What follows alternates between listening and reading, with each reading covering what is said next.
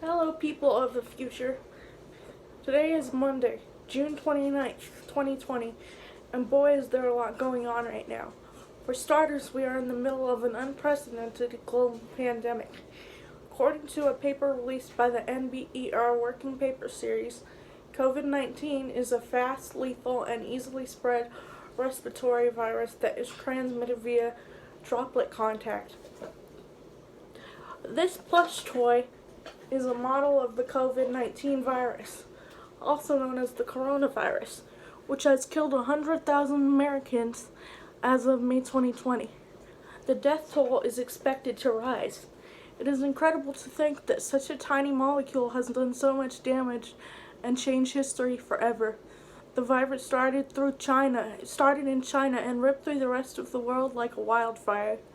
European countries were able to defeat the virus within 2 months by implementing strict mandatory lockdowns and curfews. The United States, a country that prizes individualism and personal freedoms above all else, including the common good, was slow to react. We waited months to initiate lockdowns, and they were enacted on a state-by-state basis instead of nationally, so they were mostly ineffective. Eventually, we shut down public gatherings like public schools and movie theaters as recommended by the World Health Organization and Centers for Disease Control and Prevention. However, shutting down all non-essential public businesses devastated the economy. As a compromise, states opened their economies back up. They required all citizens to practice social distancing by remaining 6 feet apart, washing their hands frequently, and wearing cloth face masks while in public, as written in an article from the University of Southern California, San Francisco. The guidelines originally suggested that wearing cloth face masks was unnecessary, but people eventually found out that the scariest aspect of COVID-19 was the frequency of asymptomatic and pre-symptomatic transmission. This means that people who do not know they are sick can give the disease to others without knowing. This is why wearing masks is so important.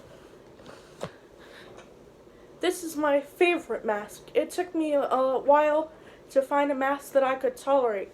Some people are unable to wear the surgical mask due to sensory issues, but most people who do not want to wear masks are doing so because people in the United States are not culturally accustomed to wearing masks like people in China are. However, wearing masks is highly effective in slowing the spread of the disease. A hairstylist who worked while infected was exposed to 140 people in one day, and because they were all wearing masks, not a single customer tested positive. Masks are amazing, and if 80% of the population wore a cloth mask, we could all go back to school and work very soon. Wearing a mask is an act of love. People in South Carolina have not been wearing masks and maintaining their distance. So unfortunately, we had to close down all non-essential businesses once again, and as an immunodeficient person, I will be staying in self-imposed isolation for the foreseeable future. It sounds like a bleak time, and in many ways, these current events have been challenging, but there is something happening right now that gives me a great deal of hope. Being home all the time has given people an unprecedented amount of time to devote to the causes that they believe in. On May 25th, 2020, a Minneapolis police officer named Derek Chauvin kneeled on the neck of an unarmed black man by the name of George Floyd for 8 minutes and 46 seconds until he suffocated to death. People have been gathering in the streets to protest against police brutality ever since. As reported by NPR, violence accompanied the protests, with police and outside influencers being the main agitators. And to combat this, the National Guard was called in and curfews were enforced in the major cities. The protests continued in spite of this. As you may know, the United States of America has a long, dark, and painful history regarding police brutality and the mistreatment and oppression of Black Americans. The Root, a Black-owned online publication, compiled a list of major events in American history that contributed to the subjugation of black people in America. This article is titled A Timeline of Events That Led to the 2020 Fed Uprising, and it is an important read for white Americans who want to help their black brothers and sisters achieve liberation. If you are not interested in reading,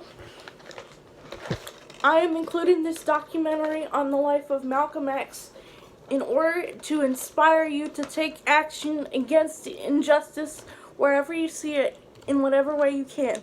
Malcolm X is one of the people who inspired me to become an advocate for disability justice, and I very much hope that my descendants, if I were ever lucky enough to have them, would be dedicated to fighting injustice in whatever form it may take. I know what it's like to be discriminated against for an indelible characteristic, and I know it is very wrong to mistreat our fellow humans. I am very proud to witness this historic moment, and I hope that racism and other forms of oppression are not a reality for the young people living in future America.